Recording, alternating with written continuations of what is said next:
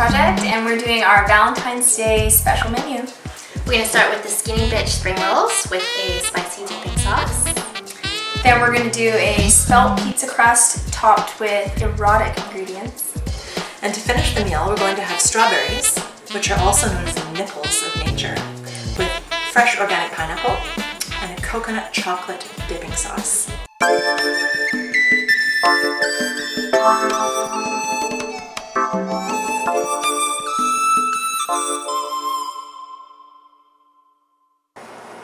We have 1/4 cup of sesame oil, 1/4 cup of soy sauce, 2 teaspoons of minced ginger, 2 cloves of minced garlic, 1 tablespoon of hoisin sauce, and just under a teaspoon of red pepper flakes, 3/4 cup of shiitake mushrooms, about 1/4 cup of bean sprouts, and the same for sliced carrots, and half a package of cooked vermicelli noodles.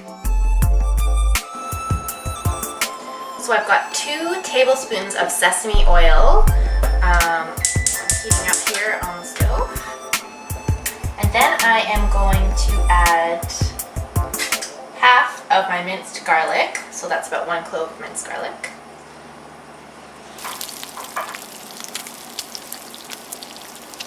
And 1 teaspoon of the ginger, so that's half of the ginger. And 2 tablespoons of soy sauce, so that's half of our soy sauce. Yeah.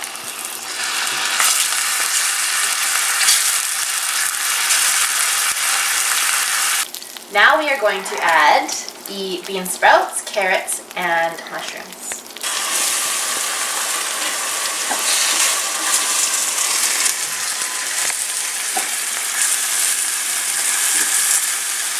Now we're going to add the vermicelli noodles to the mixture and toss to combine the flavors.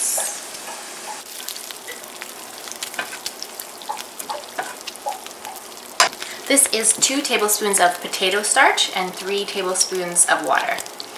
Now we're going to add the potato starch and water mixture, which will thicken the sauce.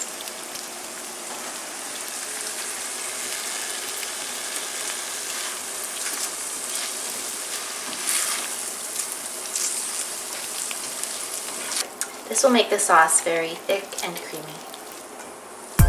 Now we're going to make the dipping sauce for the spring rolls.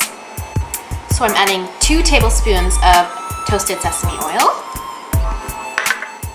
2 tablespoons of soy sauce, a teaspoon of minced ginger, just under a teaspoon of red pepper flakes, and 1 clove of minced garlic. Just whisk that together. And that's our dipping sauce for our spring rolls. Now we're going to soften our rice paper wrappers in some hot water.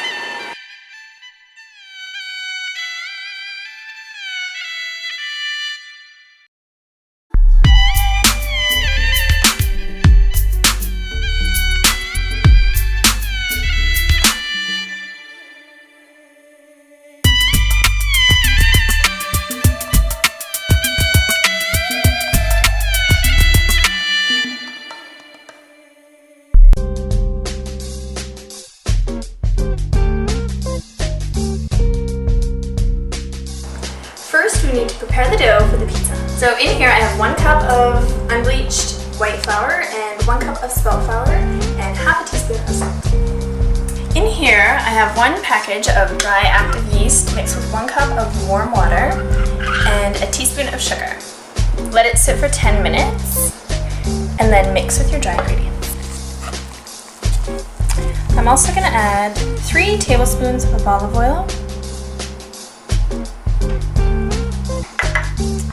and a tablespoon of fresh chopped rosemary. Mix it all together to combine. If you need to add a little more flour, feel free to do so. So I'm just going to rub the ball with a little bit of olive oil and then cover it with a clean towel and let it sit for about 10 minutes.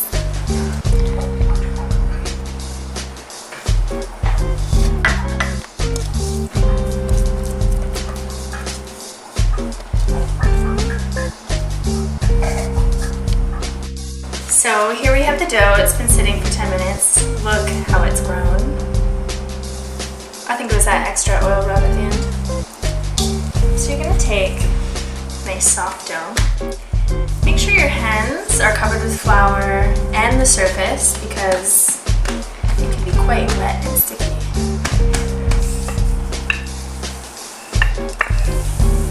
And then roll it out to about 1/4 inch thick. However, I mean, if you like a thick pizza, make it thick. If you like it a little bit thinner,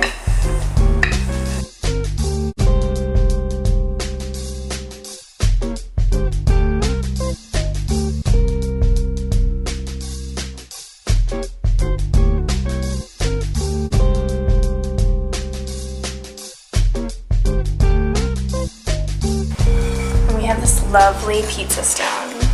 So we're going to put it on that.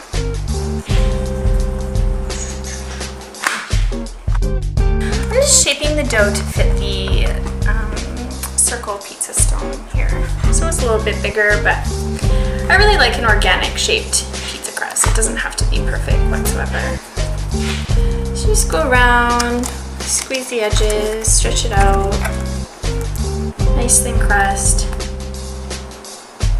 So I'm going to drizzle some olive oil generously all over the crust, probably about a tablespoon or 2. I have about 8 cherry tomatoes. I'm going to use half of them, sliced into quarters, half of them now, and half of them fresh after it's done. Fresh basil leaves. I like to just do the whole leaf. Really nice rustic basil. Artichokes. Erotic.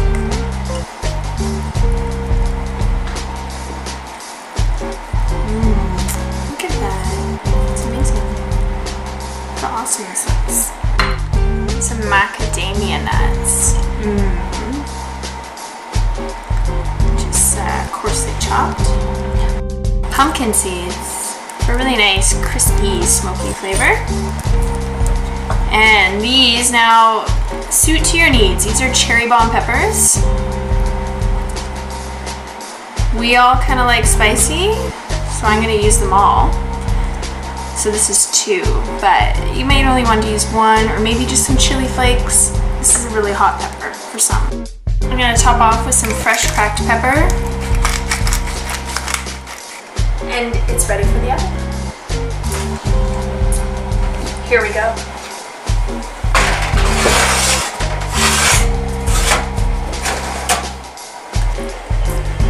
Let's take a peek at the action.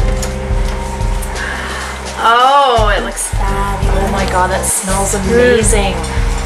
Oh, such fresh ingredients. Look at that dough. Amazing. Alright.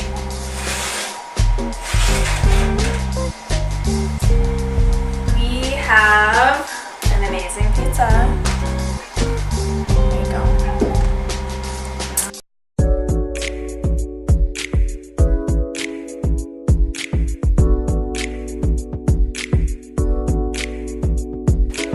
Okay, so for dessert, we're gonna have a coconut chocolate sauce on top of strawberries and pineapples. So the first thing we're gonna do is take about 2 tablespoons of coconut oil and warm it up on the element here. And what's gonna happen is it's basically gonna go from kind of a solid to a bit of a liquid. Then from there, we add in half a cup of cocoa powder. So the whole thing. Throw it in. Mix it up just a little bit. The oil and the powder going well together. Then we're going to take a 1/4 cup of brown sugar. So here you can basically use, I've used just basically organic brown sugar. You can use coconut oil, sugar, you can use cane sugar, whatever you prefer. Throw that in. Start to mix it up a little bit. And then a cup of water. This may sound a little bit weird at first, but I did it and it worked, so let's just go with that. So we blend everything out. Low to medium. Like if you have numbers, it's like about a 3. And you blend it well. And you bring it to a boil. So once it's boiling, we're going to add a 1/4 cup of chopped semi-sweet chocolate chips. Basically did just a rolling chop on those to kind of loosen them up just a little bit. And also, about a 1/4 cup of agave nectar. You can also use corn syrup, but who uses corn syrup? And mix that up just a little bit. Make sure everything's melted out. And then take off the element and allow to sit for about 10 minutes.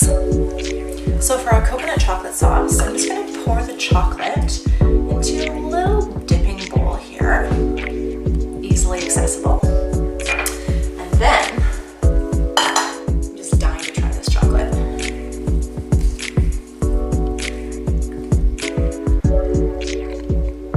Bridget, you look strong. Okay. Am I waiting for you?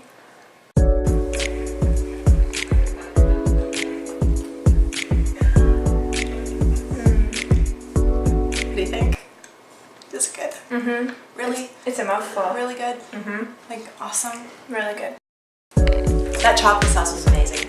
So once you're done with it and you put it in the fridge, just keep in mind that the chocolate will naturally separate from the coconut oil, and it will actually result in small, crispy, delicious little bits of coconut oil floating in the chocolate that you might want to save for yourself for later.